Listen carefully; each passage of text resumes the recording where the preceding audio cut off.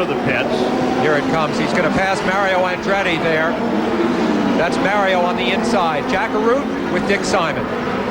Dick, you actually passed on pit road. Now your position is that's legal as long as it's under 100 miles an hour? Yes, because they made a 100-mile-an-hour speed limit in the pits, and you have cars speeding up and slowing down. And when you enter the pits, it's awful hard for the driver to tell which car is which. Some are slowing down for their pit, some are speeding up, leaving their pit. Raul came in, and when you're in the pits, he doesn't know where Mario's stopping, and Mario's going to stop at wherever his pit is. If Mario's pit's at the other end, does that mean he has to stop with Mario and then go on down the pit? I cannot believe the call. Paul?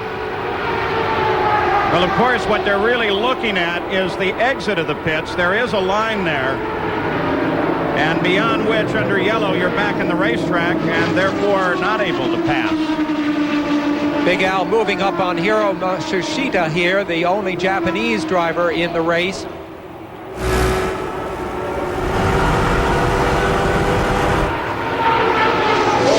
Al Unser still in front, keeping an eye on Paul Tracy, who runs in 10th place.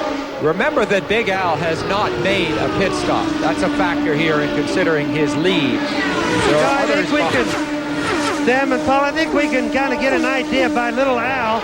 They took 2 turns out of his front wing. This is generally probably what happened to all the cars. What that means is that the cars were loose in the rear, or they were oversteering going in. And that's probably made a whole bunch of them a lot better right now. Keeping an eye on Paul Tracy, closing in on the number 3 car. And the indication is now that there will be another penalty assessed very shortly on rookie Stefan Gregoire. That is also a Dick Simon-owned car, incidentally, so lightning seems to be striking the 5-car Simon stable, at least early in the game.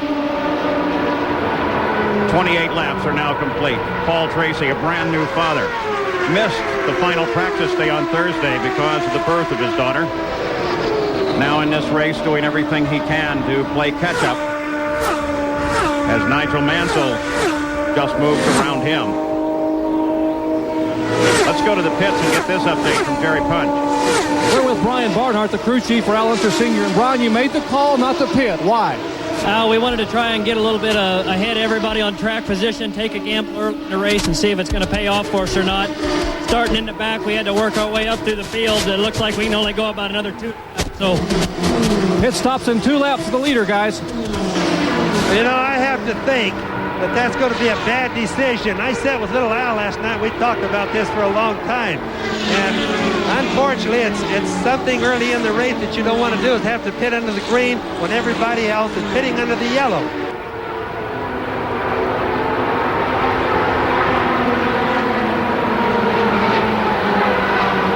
So we watch for a stop. Should come on the 32nd lap for Al Unser. Kevin COGAN, who has not stopped, if they follow a good strategy, should come in right behind him. The yellow is out again. Well, that's a break for Al Unser Sr. Just the kind of thing that makes Danny Sullivan has ripped the right front off of his car. What a break for Big Al and the couple of other guys that, including Kevin COGAN, did not pit earlier. They'll now be able to pit under the yellow. Sam, this shows that racing is a little bit of a gamble in some ways, isn't it? So Big Al has certainly gained from this one. Yep, not an inexperienced driver. Danny seems, of course, to be perfectly all right. This is the winner of the 1985 race, out of it right now. So Danny climbs out of his car, obviously all right. We are under the 2nd yellow of the day after Danny Sullivan bounces off the wall. We'll return with more of the Indianapolis 500 after this message and a word from our ABC stations.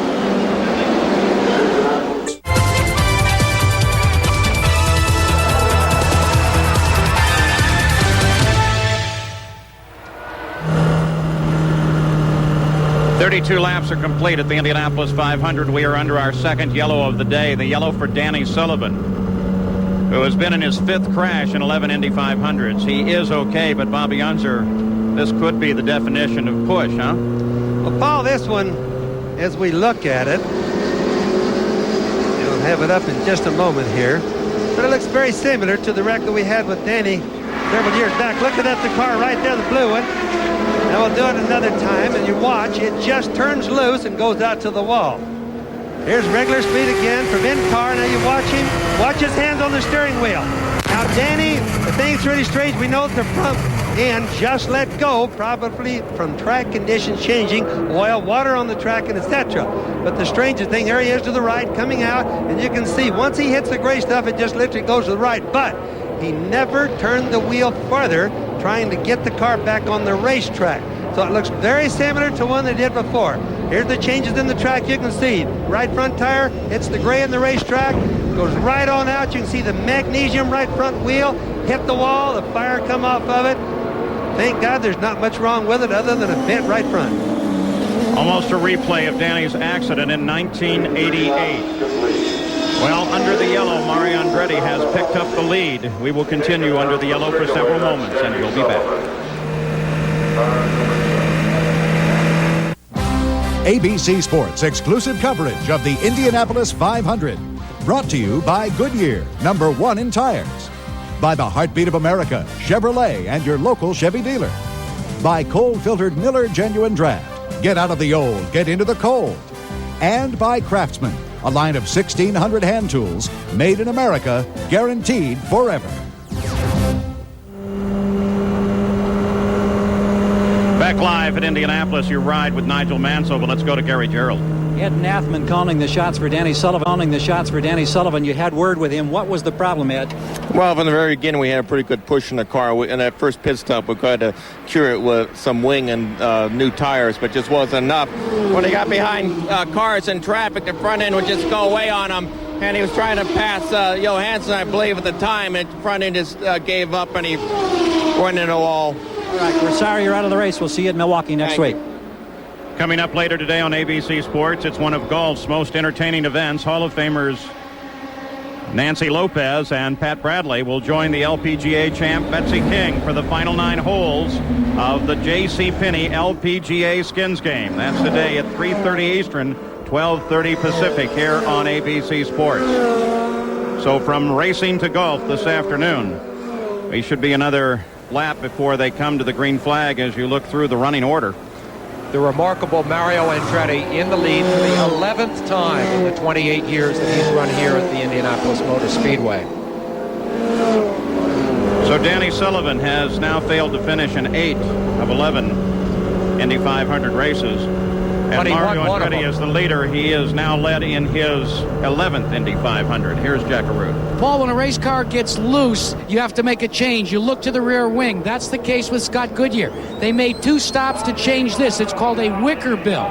Now, this is slid in the rear wing. It creates more downforce. And with the track consistency the way it is, they are having problems. This is the way teams are going to try and make the change. The reason they had to come in twice, there are so many radio antennas here on race day. Every team is having problems understanding and being able to communicate with each of their drivers. There's a lot of radio interference today.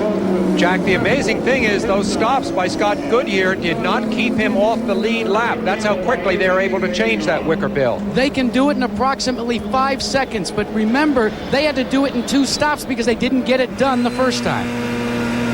Take a look at this. Former winners of the race and where they run. Andretti, Luyendyk, and Fittipaldi, 1, 2, 3. Big Al is now led in his 11th 500. Al Unser Jr., the defending champion, is 8th.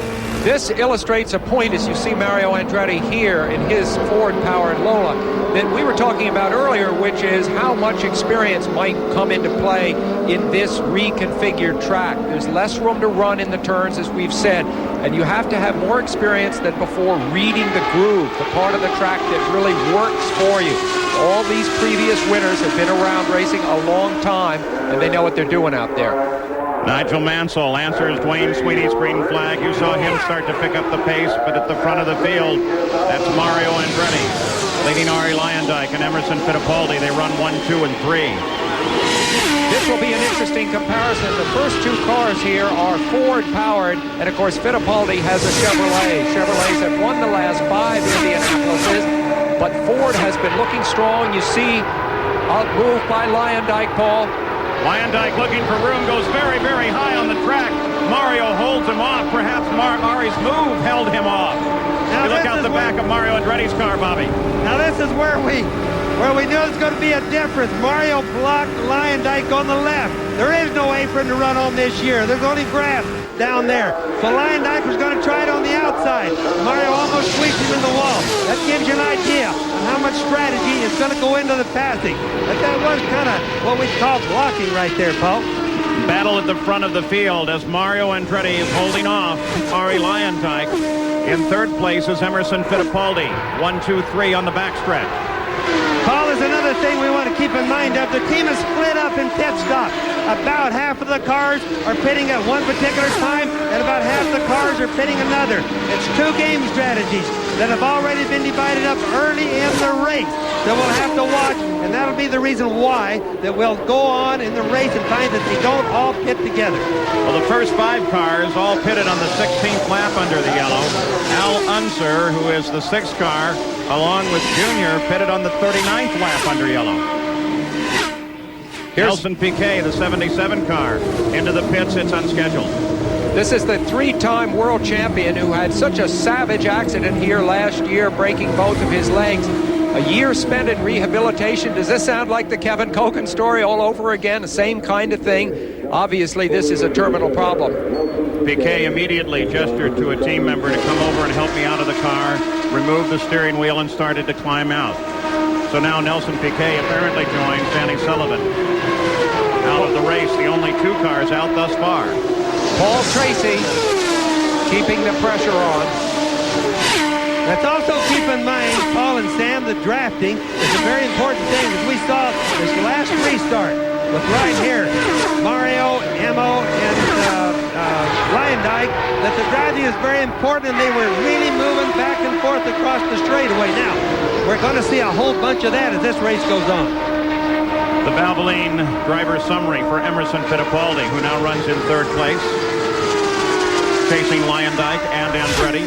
Mario Andretti has moved past Bill Vukovich and Parnelli Jones in the all-time lap leader standings, and now ranks 5th with his lead here now. As you see, Emerson Fittipaldi, when I talked to him the other day, I said, what innovations would you like to see here at the Speedway? I thought he might talk about changes to the track or something. He said, I'd like to see the cockpit fully enclosed with a big plastic bubble, so there'd be a complete survival system inside the car. I hadn't thought of that, and that might be something we would see even in the next few years.